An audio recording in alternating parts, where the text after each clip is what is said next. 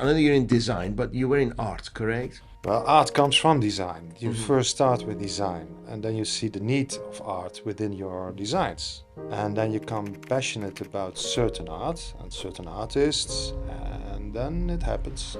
That art is an invitation to share a person's point of view. Maybe the difference is that a great designer does more than design. Your willingness to push yourself to failure, to achieve whatever the success that you're defining. To become an interior designer, it requires much more than that. I always knew my dad did interiors, but I never knew till what extent. And if you go into the operations of what we do, it's to such a luxury level where everything is custom made. I was like, wow, it's unbelievable what he's doing. I'm an artist that had to become a businessman. That's what he always says. Would you say you were a salesman first? In our business, we sell emotion. You have people who are smiling for your work. You say, wow, this is nice. How can I make this even better? So branding is extremely important, especially when you're open for the world. Not your own small world, but you want to step outside. You dare to step outside. It doesn't go like this, like a normal It's a roller way of coaster life. ride. Yes. It's a roller coaster ride. Where other people let go, I don't let go.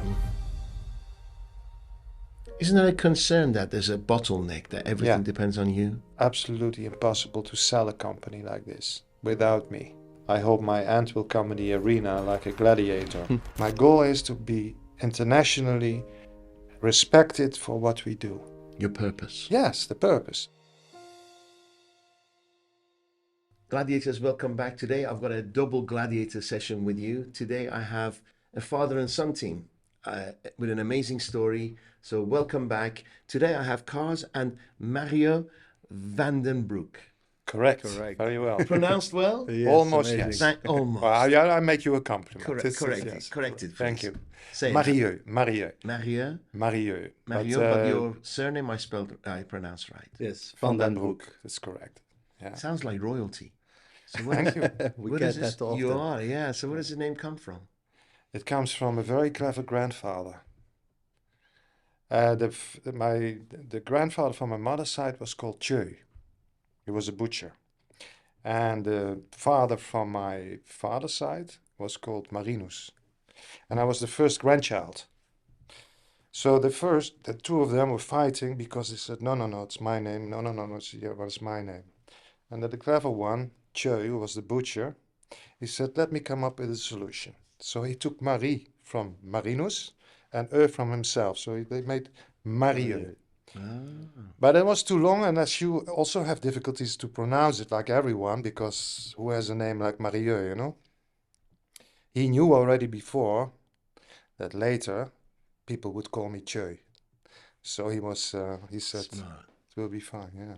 And your surname, but actually, you know the funny thing is? Tell me. My name is Saudi, right? It's an Arabic name. So I'm Iranian. So I want to know where this name came from. And in my head, maybe we're like warriors in the Arab world or something like this. So I went and found my uncle in Austria. And guess what he said? We were butchers. Oh, We were butchers, and your surname was Butcher. So I would have been Darius the Butcher. Okay. Right? But then the granddad didn't like it and changed it to Sudi for no reason whatsoever. So we related, we butchers. yeah. We have similar stories. So our last names are also from where we're coming from and businesses that we do. So our name is actually from the trouser, if you translate it to English. So Yes. we were in trousers. Back in the Crazy, days. isn't it? Yeah. Textile. Like blacksmiths Textiles. and all this business. So, so where are you from originally? Originally from the Netherlands. Okay. Yes. Born and raised. I'm going there next week. Oh, good. Yes, welcome. can't wait. Holland's my third favorite city. And where do you go? Where you will be? Can I ask Sofitel. you? I stay at the Sofitel, central Amsterdam. Central Amsterdam. Oh, amazing. Very nice place. I love it there. They have the most comfortable beds on the planet. Have you stayed So there? you go there for the beds. You're going to sleep there. Well, you know what? I like sleeping. Well, I don't know what happens when I go to Amsterdam. I think it's just the energy, the air, everything, or what's in the air. Absolutely. I sleep for 24 hours.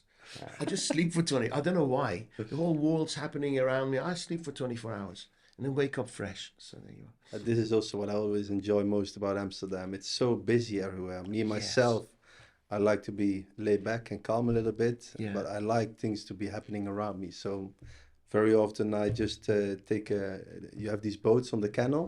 Observe. Yeah, and I just sit there with the open windows and then. You should do yeah. this. Yeah. You should take a trip on a boat and you take a picnic and you go on through the canals. It's amazing. It's really. beautiful. I have done before, but it was a bit And with touristy. a guy with an accordion, you know, and you have Yeah, the no, I real like Dutch, the the silent real Dutch stillness, music. yes.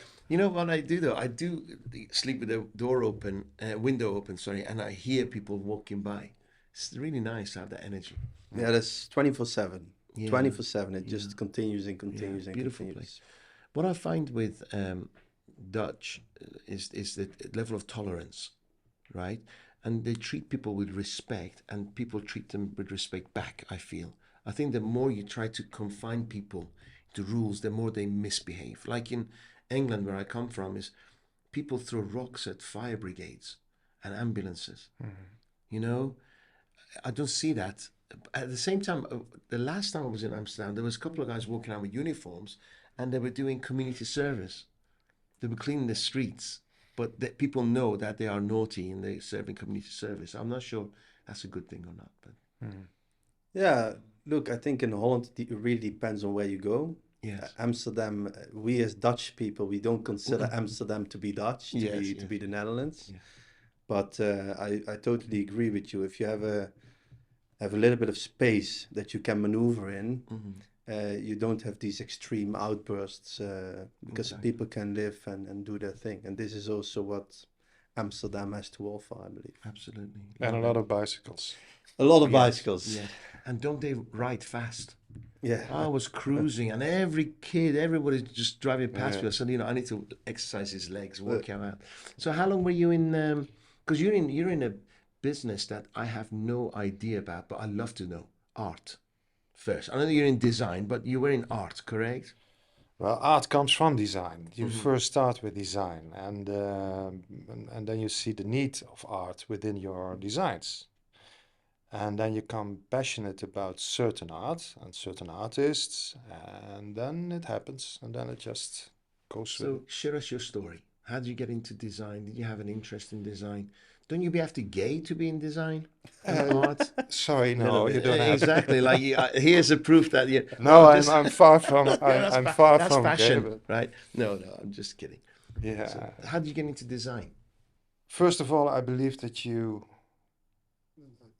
have to discover your passion. You have to discover your roots, your roads, and whatever it is. And from the moment that you find your direction and you believe in it and you don't remember anymore if it is Sunday or Wednesday, and if it is 12 o'clock at night or it is 12 o'clock in the afternoon, you go for that passion, then you find your way. And I think that's what I did in design. Were you lucky you tripped over it, or were you always as a child interested in It design? was very lucky actually how it happened. It was a coincidence. But and then you have a long road to go. Share with us a coincidence. Well, I started we're talking about bicycles now in Amsterdam. I had a bicycle too, and we were every Friday, Saturday, driving to a pub, bicycling to a pub with a bunch of friends. And in this pub, which was called het Broekje, and Broekje is actually a word for broodje, so it was a bakery. He was a baker in the early days. And this pub had these kitsch mirrors on the wall. You remember them for sure, with all these colors and these Gothic Yes. designs. Yes. And I had a friend who was in the glass business, and he was also with me during this Saturday evening. And he was sitting in the terrace outside together with a lot of men, and nice weather. And I saw these mirrors. I said, "Wow, this is unique. Why can we not make this and to personalize this? So to see not this Schweppes or Coca-Cola or whatever. No, make cafe, bar, restaurant, the old-timer since 1977 with the beautiful Gothic ornaments and just the idea." So And as my friend was in the glass business, and I had in my bedroom a small table, and that had a glass top, Yes. and this was broken. Costed me 25 guilders to repair it. I don't have the money. So I went outside, I had this idea, and I told my friend, I said, listen, I have this table in my bedroom. If I would sell you tonight a mirror with personalized with the name of the pub and with the name of the owner and blah blah blah, like you have here, do you have an idea how to do that, how to fabricate this? And he told me, yeah, Mario, you have to sandblast it or to etch it. So how does this work? So he explained me the story. Said, you know what, I'm going to sell you a mirror tonight, and then tomorrow I bring my table to you and you repair it for free. I said, okay, let's do that. So I went inside to this goddess, beautiful lady, Dini. I was in love with her. Beautiful. I said, Dini, I have something for you, like a young man, you know. I was, what was I, 20 years old? And I explained my story. Put it away. I Put it away, not again. I sold it on the spot. So I went out very enthusiastic because my You got a deal, table yes. will be repaired, you know, and he will do the job. Half an hour later, I went to the opposite side of the road. There was Gerrit. He had another restaurant, cafe. Yes. Explained the story, and I sold it for 175 guilders instead of 150 to Dini. That night, I sold 3 mirrors. The third one for 200 guilders, without knowing anything about it. So I told my friends, listen, you know, forget my table. We do this together. We have a business, yeah. So then I started to understand my creativity in design, my understanding very slowly, because I wanted to be a sport teacher. Wow. And it was so successful because with the first mirror under my arm, under my bicycle, I didn't bring it first to the bar. I brought it, I showed it first to all these restaurants. And so it was like coming up like crazy. And then you discover that you make money. This is very nice. You can do things which you never expected. And then it comes to ambition. Then it comes to not only making more money, absolutely not. It comes to improve yourself in what you do, what you want to do. Then you reach out and you do your first exhibition. The exhibition is appreciated. You have 200 clients. You have people who are smiling for your work. You say, wow, this is nice.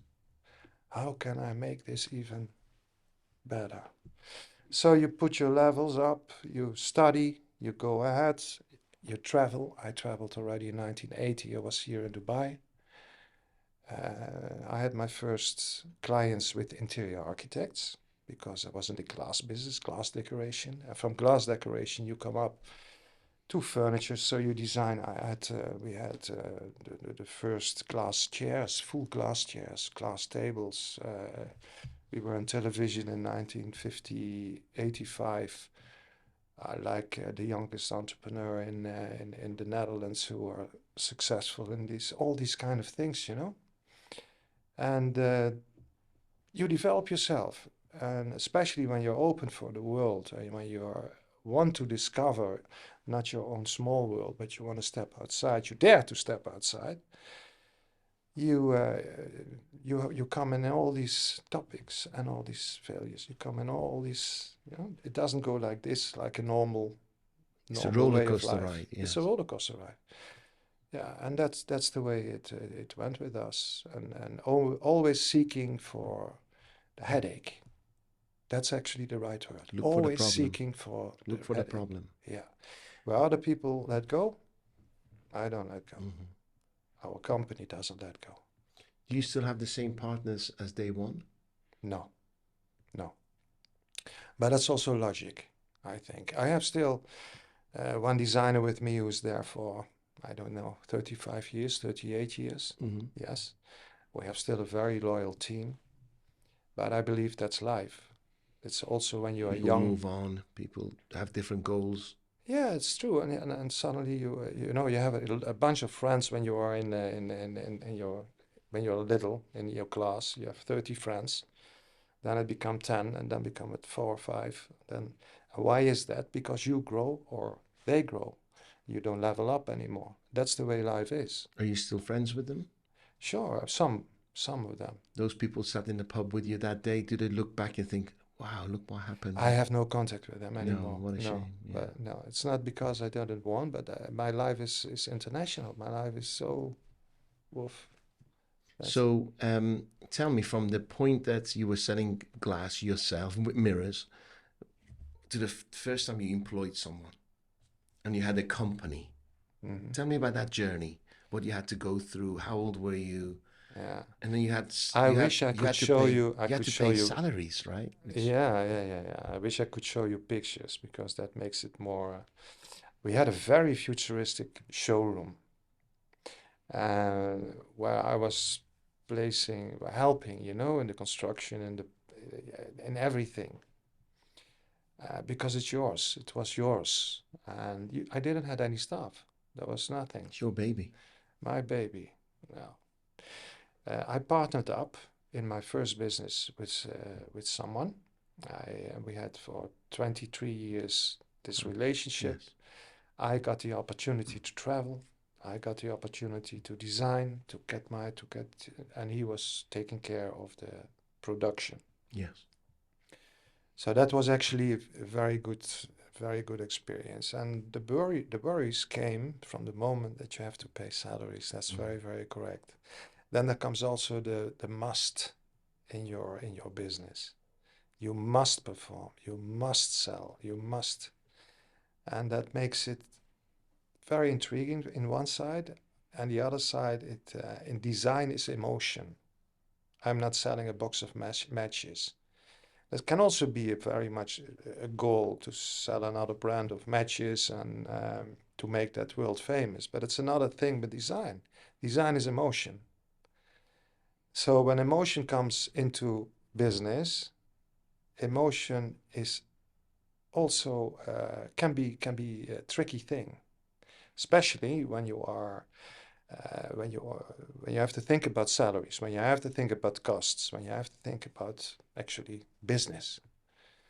So in our business, we sell emotion.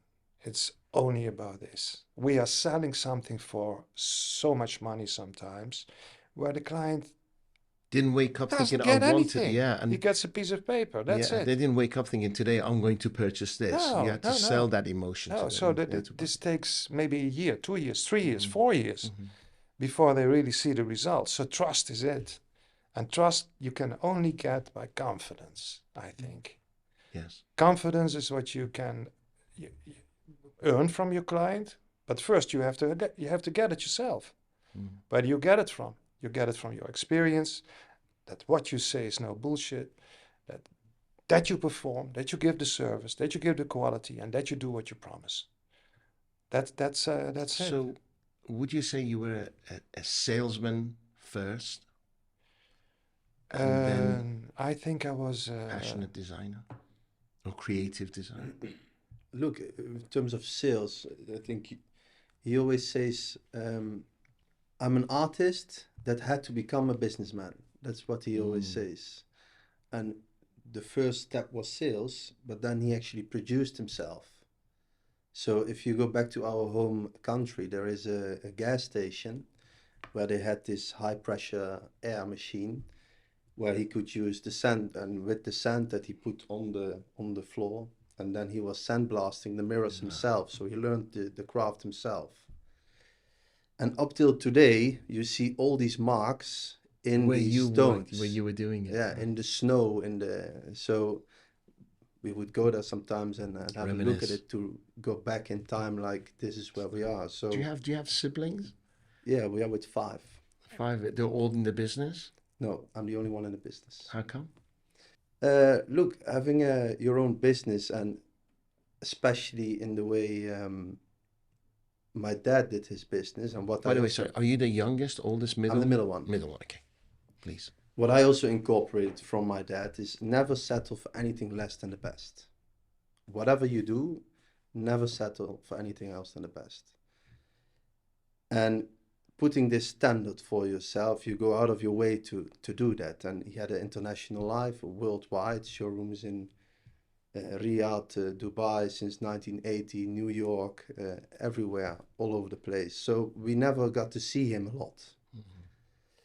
As children, young children, you don't understand, right? Because you say, why is Papa always gone? Why is he never here? And we go on holiday once a year with him for 2 weeks, and for the rest we see him 1 day every 2 weeks. So as little children, you start building a feeling about this business, like the business is taking my father away from me. So I think this has impacted a lot on my siblings to put them off. Yeah, whereas I at one point I have always liked working with my hands from a very young age, 12, 13 years old, and I was always out for making some extra bucks and money. So there's a lot of factories in our home cities our own factories and factories we worked with. So I would go there on the weekend sometimes. If there was a project that he was finishing for chandeliers, I would go help the people. So I got involved, and then I got the chance to do an internship. I did an internship before while I was studying international business. And I didn't learn much, as internships normally are, right? You make coffees all day. You make coffees all day, you've been put in the chair. And so I said, Dad, look, I need to do this other internship, and I want to actually do something. So can I please come in internal in your company? So he said, yeah, okay. We didn't speak much, honestly. I was with the team in the bottom. I started brooming the floor, of course.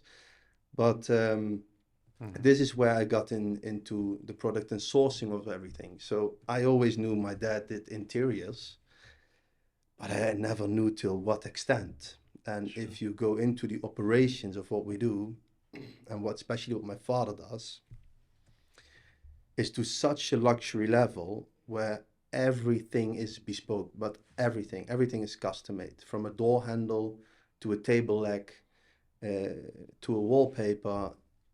You can go as bespoke as you wish. Now, logistically, and that was the department I was in, you sometimes had a table with 20 different materials, and the metal needed to come from this country, this from that country, and it all comes from all over the world to one location to assemble it, packed, and then shipped.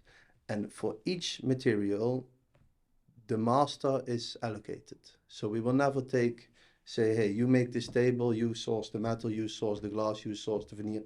No, we give you the veneer from here, we give you the metal from here, we give you this from here. Everything is, and that's why I said never settle for anything less than the best. And that's really what he does. So getting to know this, I was like, wow, it's unbelievable what he's doing. And then I started also appreciating the other side, and I understood why he was always away and being so busy with what he was doing. Do you feel like if you work, you get closer as well? I think me and my dad, the chance that me and my dad now have, and the relationship that we have built and are building, it's something that we can be grateful for every single day. I don't think many people have this chance to do this with your father. And it's one thing to just follow a father, and it's another thing to work together with your father. And I think even though the age difference, the age gap, all the experience that I can learn of, I bring a very different skill set to the table. And I think together we are a very good team. Mutual respect. Very mutual respect, yeah. Everything is discussed. Every idea is on the table, and we always find the solution together, yeah. So, thank you. The structure of the company now, you still have factories, you said, in... Now we work with factories. We You have work with licensed factories. contracts. We have licensed contracts in different countries where we produce under our Treasures. Treasures is the name, Treasures International. And we have our own project management. We have our own installation team, all with Treasures. So it's all under our umbrella. Indeed. But we work with different factories, and it's also needed to work with different factories because everyone has his own métier. This company is the top of the upholstery, that one is the top in metal, that one is the top in wood, is lacquering.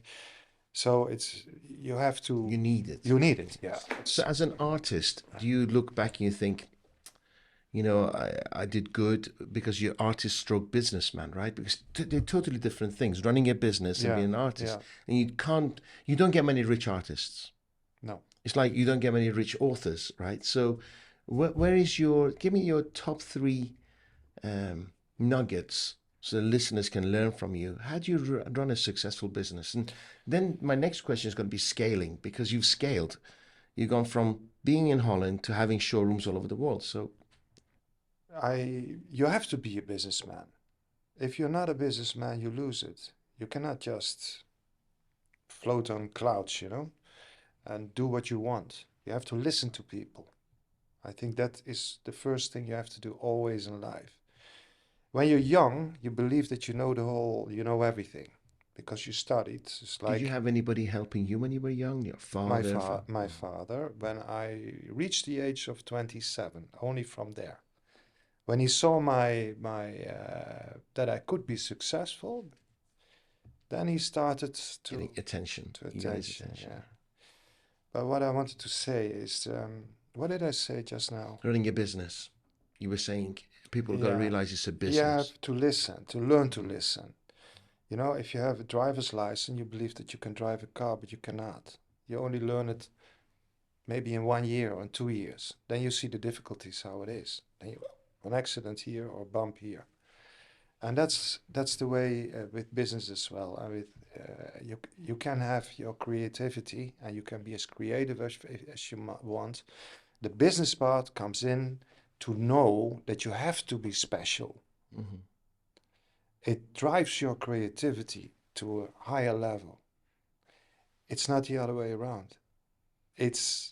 You have to realize you want to make money, you want to be successful, you want to wake up and that other people are that I am sleeping and someone in Tokyo is waking up and looks at the vitrine and looks at the table and says, wow, this is beautiful. That's my goal. My goal is to be internationally respected for what we do. And that's also my duty in life, I think. Your purpose. Yes, the purpose. I mean, it's not only the purpose for your family, it's the purpose also for other people. And so that's what I think where the combination is, and then you have to become a businessman.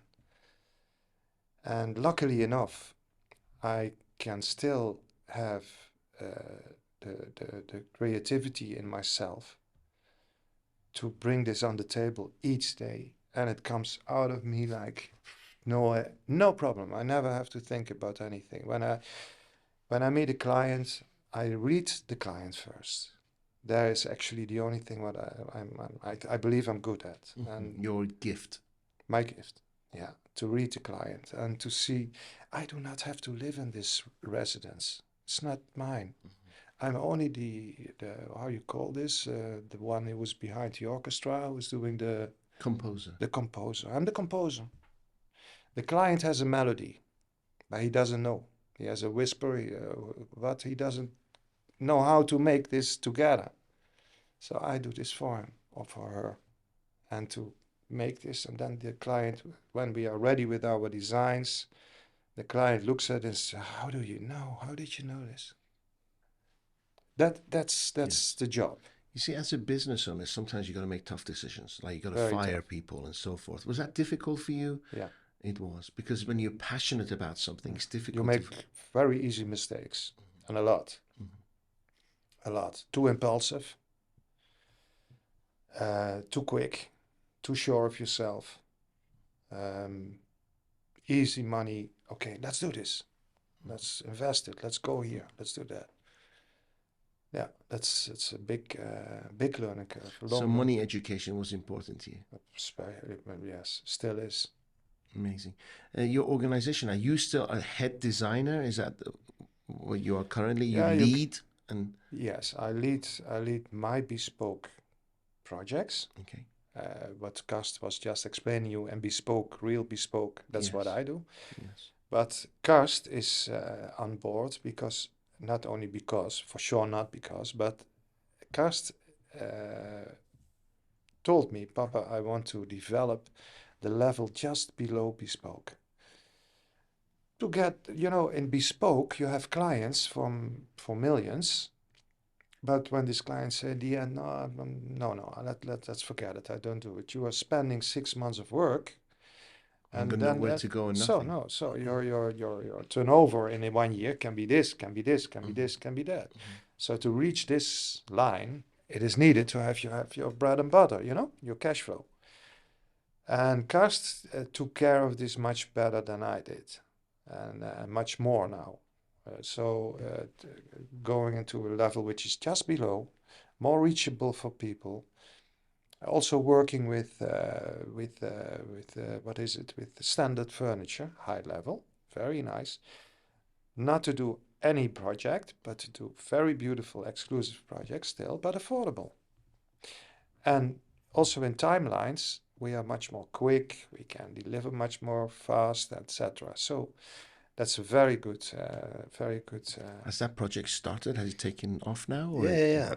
I always love listening how he explains it, because it always tells me where he is thinking, because the level that we do, this is what they call here in Dubai 7-star, right? Yes. And the clients that he is working with, you're really talking multi-billionaires, celebrities, and royal families. Wow. So that's the very few. You do maybe 1 project a year, maybe 2 if you're very lucky. And the level that we created below is like the highest level they do here in Dubai, because I have not seen anyone doing bespoke. Everyone uses the word bespoke and But custom, it's not, and correct. it's an overused word, which is why it lost its value, I believe, in current day. But this is his métier. This is what he loves doing. Everything is custom made. As far as you want to go, bathrobes, cutleries, you can go. And the business model below that caters to the top 5%, I would say. That's your part. That's my part. And I think this is still very high net worth individuals. Larger numbers. But keeping the same principles by heart as we do in the bespoke. We don't settle for anything less than the best. Yeah, so I've been raised with a holy Bible, as we call it, that service, quality, and doing what you promise. And this throughout the whole organization, everyone takes by heart. And this is how we execute our works. And you said you had other showrooms. Are they still open and trading? Yeah. Right now we have in Holland, we have Monaco, we have Qatar, and we have Dubai. Okay. And Dubai is now opening in 2 weeks' time. So this is the section that you're going to be operating at the top 5% level. Both sections we have there.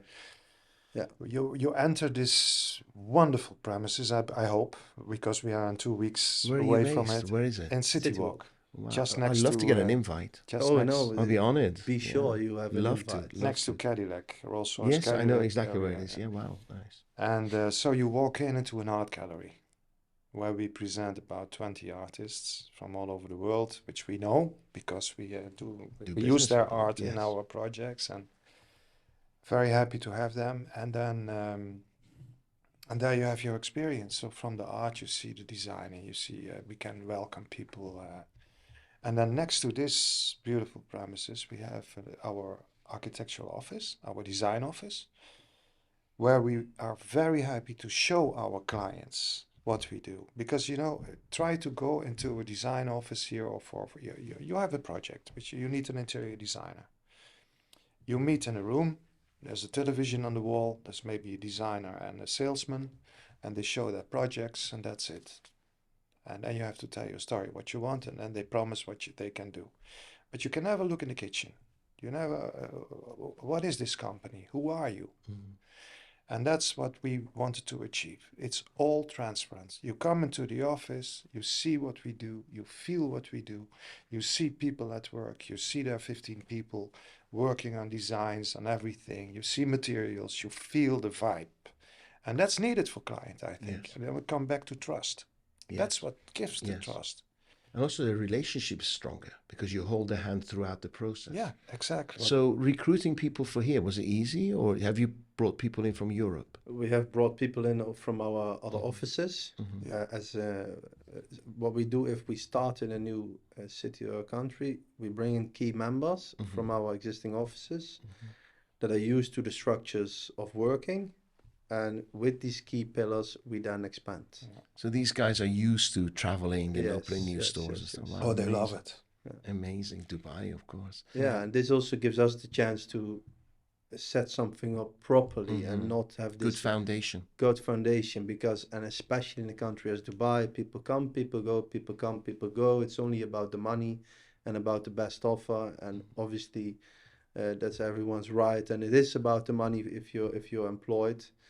But we are very passionate driven and emotional driven, and for us it's very important that we become one family. It's a huge investment for you as well, isn't it? Yeah. Yeah, Huge it's investment because there's no income. You're moving everybody here. They're higher salaries than most people. Wow, amazing commitment. Yeah. So let's go back a little bit. yes. So you're in the mirror business, and then suddenly you're going to the bespoke. Somewhere along the way, you transitioned to bespoke. Somewhere along the way, it was high net worth individuals, right? So what I find in my own world and most of my clients is self-worth.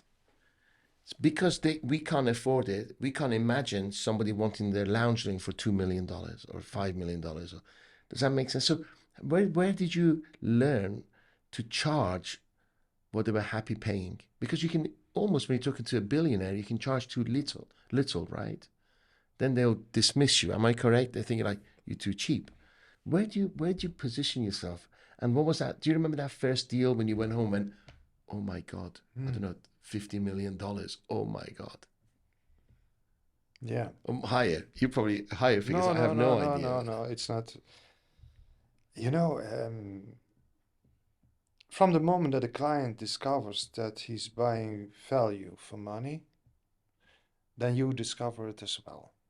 Give me the moment. That first client of yours, you remember, you were selling mirrors and getting to design. Suddenly this big ticket comes. And the skill you needed to close that deal, because you kind of I was not ready for it. That's I want you to tell me about that, please. Not ready for it. Did you ever charge too little and you think, oh my God, he would have paid 10 times more? Oh yes, sure. Tell me. Still Give me some happens. examples, please. Yeah, examples. My God, examples. There's so many. Mm. It's an encyclopedia of Give us the examples. juiciest ones. Yeah. I'll give you one example while you're thinking. Only go. Yeah. One of the rulers of the country came to me and they said, we are going to, I have to be careful what I say because we are in this country. We need a marketing company to help one of the biggest tourist operations in Dubai. Mm. And we sat down, we calculated the number, and I thought, well, hang on again, this is one of the ruling family. I might even get paid on time. 5 times the price. 5 times our normal price, okay? We gave it over. They said it was the best thing ever. But when he got to the table of this individual, they said they're too cheap. And then when somebody 50 times the price, who didn't even have an office in Dubai, it was so big ticket, they were Italians, they opened up a marketing company. They failed after a year, but we were even at 5 times the price, we were pitching too low. Yeah. It was too cheap to be good on delivery. That's what we perceived to be. Yeah, I believe that you have to, whatever you do in life, you have to, it should be worth it. You know, and then there comes a moment that you can ask an extra value beside that it is worth it, because people would love to work with you because they hear from someone or this and that, and they say, don't go anywhere else, go to this guy. And then comes the moment that you can ask more money. Mm-hmm. The So- trust is there first. Yeah, it is. It's a step by step. You know, why do you have lawyers who are charging just $150 an hour, and why do you have them who are charging $2,500 an hour? Exactly. That's the way it is. This guy is worth it. Why? Because he proved himself that he's worth it. Now you have a brand, but at the beginning, Yeah, get you into the bespoke. Yes. Tell us about that journey. Well, the problem is with Bespoke is that the more you, especially in the beginning where you're not known, where you're not, and still we are on that way. We are still on this travel to come into this. But in the beginning, when you have very high-end clients and they trust you with a huge project, when you finish and the client is very happy, they don't talk about you anymore. They don't want to. No, they don't. It's private. You're their secret. It's their treasure Wow. from treasures. Interesting. So meaning they are afraid that you take a project and it's logic. It's logic. A client wants to protect himself because he's finding himself in his treasure box, which in his values and his. So to step out of that, it takes it takes marketing. You remember when in your mastery, when we were talking about this referral game, Yes. and if you signed up a client or you finished a project, hey, can you please? You don't get that in your business. We can't. Yes. I asked you at the time, like, is there a way? But there are ways, though. There are ways. That's what I would love to We will discuss sit down with and you. talk. If you're happy, we can sit down. And there are ways. There are ways. But I do understand they're very, very competitive on that level. And they just want to keep everything to themselves to get that edge, have that edge in everything. You can't get that successful unless you're truly competitive. Do you find the richer they are, the more difficult they are, the easier they are? No. There's no easy money. There's never easy money. The more rich they are, not the more difficult they are, but Demanding. Men in business think in numbers. They don't think in value for. They're not interested in how much this chair would be or this table would be. They're thinking, okay, this is the project. I want to give 5 million for this project. That's it. So if you go above, you have to explain yourself. If you stay below, okay, no problem. If this table is $20,000 or $2,000, they don't care shit. It's all about numbers, total, and that's logic. A woman is completely different in her way of thinking, but businessmen on the level where my clients are, that's the way it is, and it's very tough, because to explain something which is that it needs more money is to people who are so convinced of themselves and are so proven in the world for themselves, so successful. It's not easy. So the battle never stops. It's constant. No. When we have a price, it's a price. So to impress, to satisfy, that is constant for you. You got to always surpass their expectations. You always got to give value. You always got to. But that's not difficult for me. For you? No, it's not difficult. Also not for our team. Wow, amazing. No, not at all. So they can hold their own with the prime minister of a country, or you're the only one that they speak with? Sorry? If, let's say, one of your clients is a prime minister of a country, and would you be happy sending your team to speak with them? Never. Never. But that's not because my team is not capable. But they want to only have I am dealings I am the messenger. I am the one who has to give this. And the designer. The energy and the designer, yeah. Isn't there a concern that there's a bottleneck, that everything depends on you? That is also the worry of companies like this. Yeah, and you can be successful as you can be, but it is absolutely impossible to sell a company like this without me. And that's why we are now also developing the stage with my son much more. That we have a self-running business which just have to be controlled and with good people. But it is more easy to come to, and not that I'm thinking of selling, not at all. You will continue. I will be There's killed scalability, right? I mean, as an individual, if it's a bottle, there's only so much time. Yeah, I hope you have a limit as an individual. I hope my end will come in the arena like a gladiator. No, this is what he always says. I want to die in my harness. Harness, yeah. Yeah, that's what I say. I've had 2 heart attacks already, and it's not my time. I've got so much more to do, so much more to give. It's just constantly going forward. My God. It's the best thing that has happened to me. Take care of yourself, man. Oh, totally, absolutely. Some things are hereditary. You know, I inherited it from my family and just have to, like you said, take care of it. So there was no stents. My father died at 29 of a heart attack, but there was no stents there. It was just, you know, now I've had it. I had the stents in. I'm as good as new. So I think you shouldn't ever worry. You should always be positive, optimistic, and your body responds that way. Yeah. Stressing and worrying is just totally useless. Yeah, but that's also an art. That's also an art. To how to handle it. Yes. Especially when you're ambitious and when you go to discover the world and to go into this adventure. Yes. And you have to fall down. You have to fall on your nose and bleeding like hell, and then to go on again And learn from it. Yeah. Having stores in top places on the planet, Monaco here, huge commitment, because like there's constants. Rent is going to be a constant there. Salaries is constant. So it's a huge risk to take. Yeah, it was before.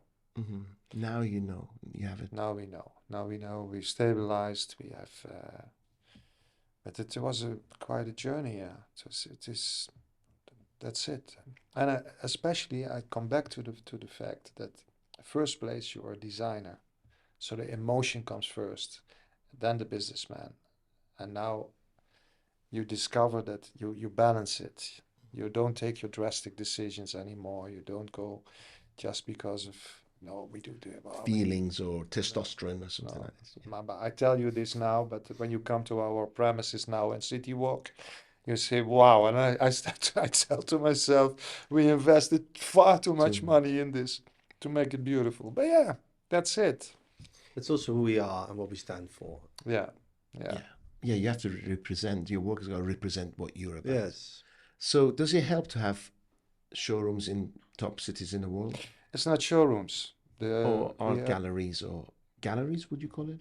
No, it's actually it's a combination. Experience. It's a showroom offices. It's an experience center. Wow, can't wait. If you talk about the office here now, you really get into an experience. It's the design, interiors and architecture. It's the art gallery and real estate brokerage working together. But you come in an art gallery. So because City Walk is a retail area, it's very nice for people to walk in and see the art. The art for us is not a business model. It's not there to as a profit center. It's there because we sincerely appreciate these artists, and we believe that a workspace should be creative and people should be surrounded by creativity.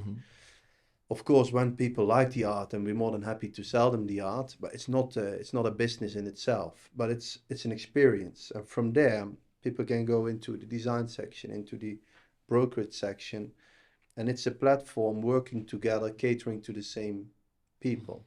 Yeah, someone is willing to buy an apartment or a villa, and wow, you do interior design. Wow, you do art. Hey, when you say you're in the brokerage, are you developers yourself, or are you brokering? Do you own the apartments, or no? You just real estate? We have done. My dad is doing some together with some friends, buying houses, renovating, amazing and flipping them. In Dubai. No, not in Dubai. Okay. No, but we're looking to do this in Dubai as well. Not only with our own money, but also for, I would call it our own private members club. That we, because all these clients, you don't do one project, you do 2, 3, 4, 5. If they ask you to do, can you do my yacht? He does the yacht. So you become family. You're with these people for 12, 13, 14 years. You see, he has seen their kids growing from 3-year-old to grown-up man.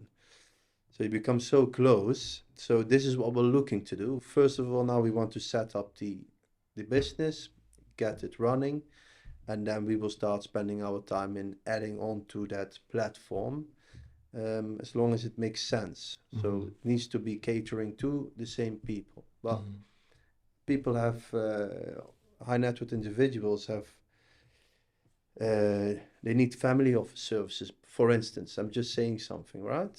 So potentially this is something that we will expand into, as long as we know that we can perform on the highest level. Otherwise, we will not take the decision to add that to the platform. So this is how we're looking at it. And yeah, there's a lot of going on in the real estate business here. We all know every waitress is even a real estate broker here.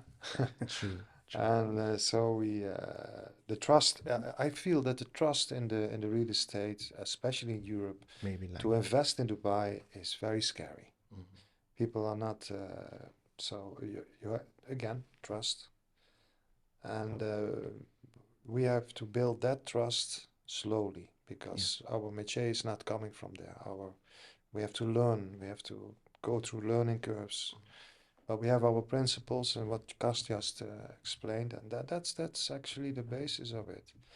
I wanted just to say art. That was your first Yeah, I'm coming. question. I've got so many things to discuss. Yeah, please, fire away.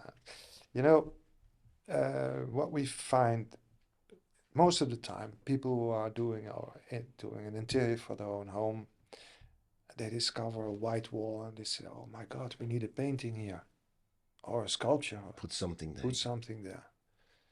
So they find out after they decorated their home that it needs a painting. Now that's not done. In our way, we start putting the art in our designs, the measures. So it becomes part of the design, becomes part of the interior, not an added thing. Yeah, it's very true. Didn't think of that. Yeah, And I've always done that.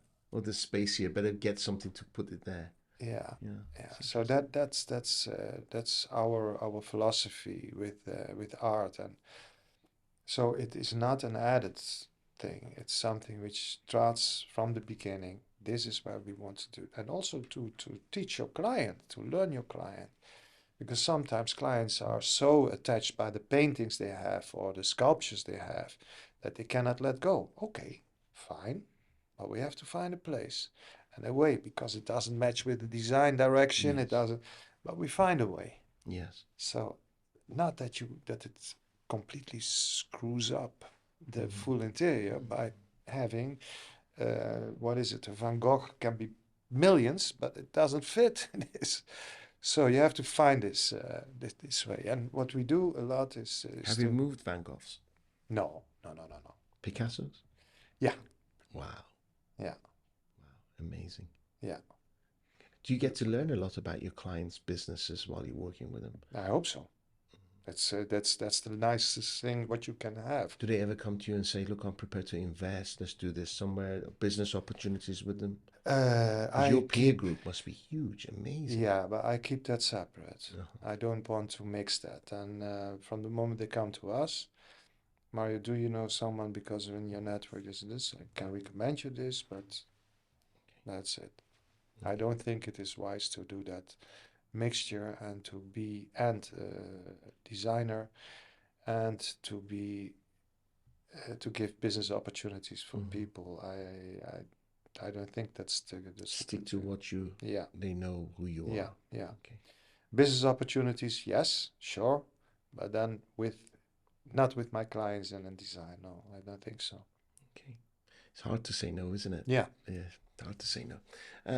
The world is talking about recession. There's not much money around, and you're just opening showrooms designed for the wealthy.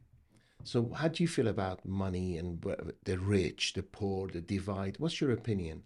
It is like everyone says, the most richest people get richer, and so the difference between rich and poor get much more and more. So there's still money around. Huge. But recession, you talk about recession, and even rich people will say to their wife or other way around, "Listen, this Hermes bag, sorry, but not today." Mm. It's in the head. It's nothing to do with money. No, leave my Bugatti. I don't take it now. I will not spend this villa now in the Côte d'Azur. No, not now. And they are sitting on I don't know how much, but it's logic. Mm-hmm. So recession is not only for middle class or poor people. It's also you feel it. You go to the most exclusive shops in the world and ask their turnover when there is a recession. For sure. Everyone is feeling that. Recession is affecting everything and everyone. What they've realized since COVID, that if you get people wanting it, they'll spend more. That's why they're still putting lines outside shops. It's becoming now. Although they don't have to, they can serve everyone. If you look at fashion, for instance, fashion is branding, Yes. brands. Yes. Everyone wants to go for brands. If you don't have a Dolce Gabbana, or you don't have a Balmain, or you don't have an Armani, or whatever it is, no, these shoes wonderful, but what is in there? Oh, no, okay, no. That's the trend of today, and so branding is extremely important. Are you a brand in the design Well, business, would you think? No, we are on the way of being known, actually, but to be known as Nike, you're far away, and I don't think it's No, needed. I don't think, yeah, That's you will, not then you lose your exclusivity. exactly But in Monaco, for instance, you've been there. Yes. While are you a brand? in 15 Monaco? years, yeah. So you are a brand there. Yeah, People know. we are. Wow. People know us, yes. Amazing. Yeah. Amazing. In What's Qatar- happening? What's happening over there? The same thing what is happening in Europe. I believe that we are really suffering and will suffer much more in the future. Not that I wish to be pessimistic, but I see it around me. I see the money disappearing. I see the opportunities disappearing. People who are for instance, in the Netherlands, you have entrepreneurs, you have people who have so much money who want to invest in real estate or in developments, this and that. If they can make in the end 3 to 4%, that's the maximum they can do. Crazy. Because of taxes, Inflation running at because of 10%, taxes, yeah. inflation, etc., etc. So what they do, they run with their money to countries like here, and that's what's happening. The Ukrainian war. Look what happened with all these Russians, all these people who were victimized by blocking, etc. I can tell you stories about this. Yes. So unfair. Okay, yes, some of them are, but the majority of what I know, innocent. completely Innocent business people, yeah. innocent business people, and not only business people, also people who work for a salary affected. And so, what do you expect? It's going down, and here it's going up. Yeah, I think if you look at the recession, it's unavoidably that this is gonna come, right? Whether this is 6 months, a year, 2 years, coming. 3 years, 5 years, but it's around the corner. But during recessions, it's been proven that rich get richer. Yeah, and I think if you look at Dubai as of today and what it has become over the last years, I've not been here since 2007, so I have not seen the ups and downs. But when I assess, I think there's a very big difference with the past and now in Dubai, where Dubai has become a primary residence instead of just Yes, a tourist- holiday home or a something. holiday Yeah. home. Money, people have moved their ecosystems to Dubai. So I don't foresee Dubai crashing down where everyone is gonna leave, because where are you gonna go? No, If correction. everything falls apart, there's only one place in the world you go, which is Dubai Absolutely. or Monaco. But Monaco, you can barely get in. So recession is coming, yes. Over the last years, every event that has happened, Dubai has benefited from it. And I think this is by far not the end for Dubai of benefiting from what's happening. No. So the future looks good. I foresee Dubai to be one of the places in the world I think that so. will be good. I think so. Yeah. And they've proven resilient, haven't they, over the years? Yes. So amazing. And the knowledge what is here in Dubai, the knowledge on every aspect, it's enormous. It's quick enormous. It is decisions. incredible, So isn't it? The incredible. infrastructure, There's the so many bright people open, here, so yes. many bright. I mean, it's unbelievable, unbelievable. how one man's vision can do all this. Yeah, It really quick is incredible. decisions Yes. on the spot, and it's done. Easy to talk to people, easy to connect to people. Yes. Okay, tomorrow afternoon or whatever, you can meet people very easy. There's no snobism, at least not that's what I feel. Yes. And when you go in countries like Europe, it's very, very difficult to talk to a CEO or to make Yes, CEOs have their mobile number on the cards. Exactly. You never have that in Europe. no, It's never been easier to get hold of someone than it is here. no. And there's also a certain freedom that you feel here. We were talking about this before.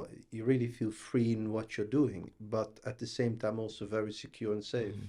Yeah, but Monaco is also secure and safe. I remember going to Monaco 30 years ago, and there was cameras everywhere, and Yeah, you felt safe it's not everywhere. anymore. Yes, That's still isn't it? yeah, It's more. not anymore as I think as before. It was a celebrity hotspot, Mhm. right? It's not so Monaco. much.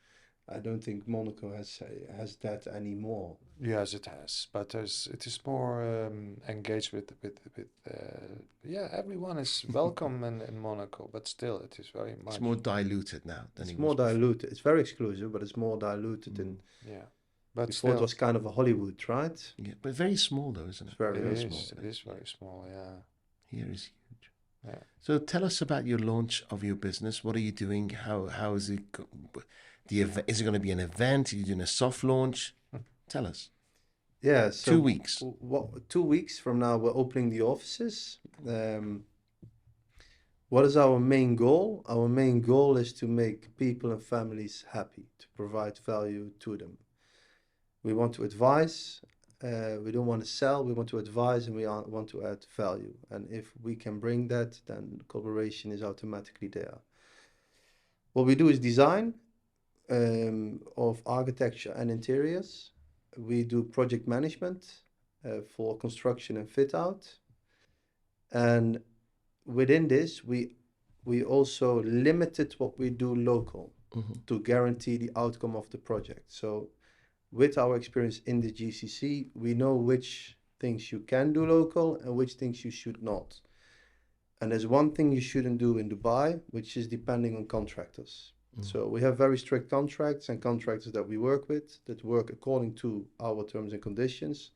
So we protect the client in that way. We project manage the full process, and we give them limited scope. Then we work with all over the world, our partners.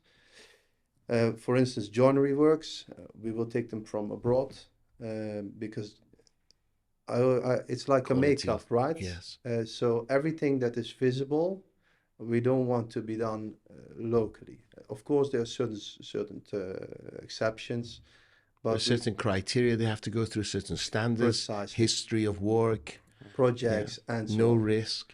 Yeah. No risk. So this is what we try to bring to the table for our customers, because we have seen people suffering too much, and it has to be over. Everyone has a story. Everyone has lost money. Yes. And this is what we try to guard. And then apart from that, what we do ourselves is furniture, curtains, everything.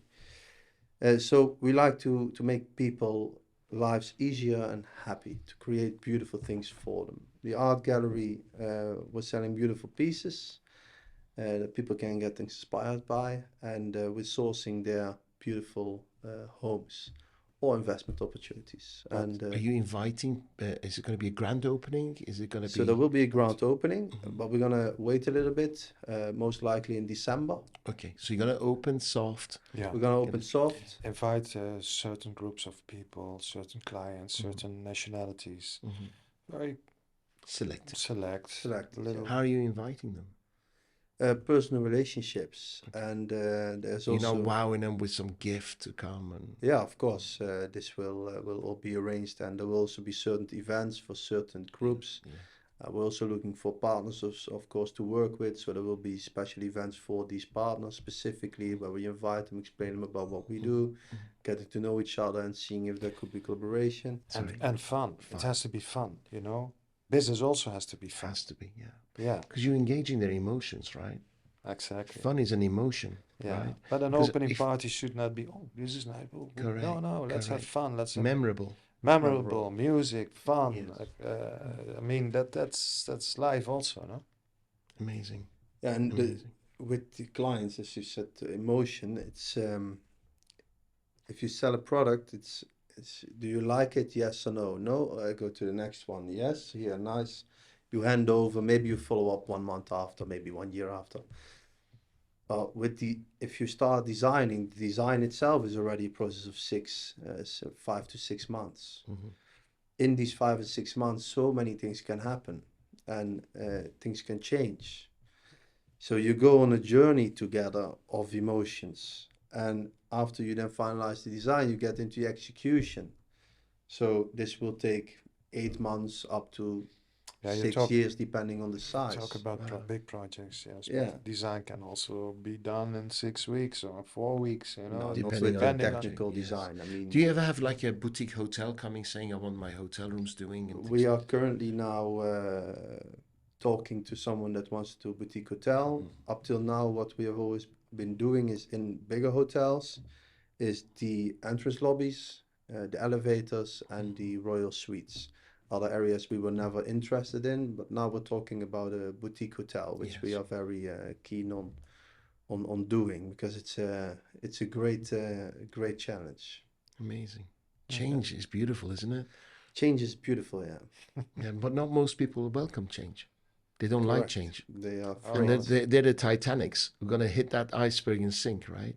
You need to be a speedboat, no matter what size you are, Yeah, absolutely. and see it coming. It's so interesting. Life is so interesting. Yes. There's a reason to wake up every morning, isn't there? Yeah, exactly. I feel it. I feel it in you guys. Yeah. An absolute honor, an absolute pleasure. If I get an invitation, I would love to come to your showroom. You will be For sure. received with a lot of honor and a lot of pleasure. Thank Thank you very much for Thank your. you very much. I've thoroughly enjoyed it. And I want to see you again maybe in 6 months, talk about your journey.